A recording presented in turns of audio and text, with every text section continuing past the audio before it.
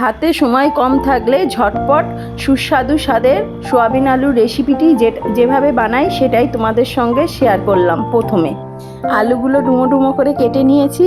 সোয়াবিনগুলো আগে থেকেই জলে ভিজিয়ে রেখেছিলাম।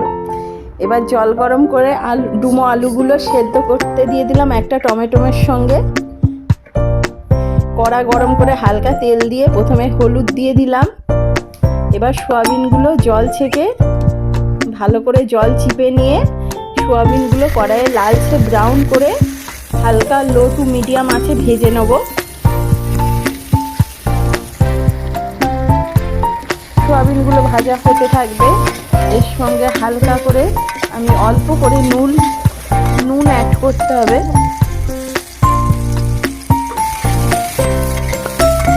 সোয়াবিনগুলো ভাজা হওয়ার সঙ্গে সঙ্গে আলু সেদ্ধ হয়ে গেছে। আলু সেদ্ধতে নুন দিয়ে দিলাম।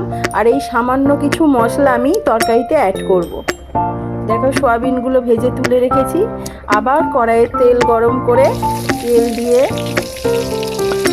এক এক করে ফোড়ন, জিরে, 5 ফোড়ন, এবার হলুদ, তারপর শুকনো লঙ্কা, আদা, গ্রেট করা আদা, তেজপাতা,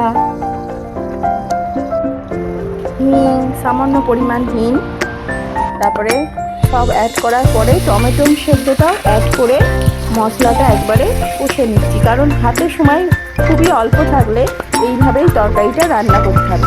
এরপর সেদ্ধ আলুগুলো আমি আস্তে আস্তে করে অ্যাড করে আলুটাকে কষিয়ে নিতে হবে। এবং সামান্য রেড চিলি অ্যাড করেছি এবং জিরের গুঁড়ো, ধনের গুঁড়ো, ওটা গুঁড়ো মশলা অ্যাড করলাম যেটা আমি ঘরেই বানিয়েছি।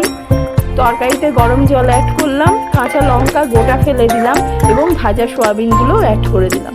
তরকারি হয়ে গেলে ধনেপাতা পরিবেশন করে তরকারিটা নামিয়ে নিতে হবে। এইভাবে দেখো কি চটজলদি কি সুন্দরভাবে তরকারিটা হয়ে গেল।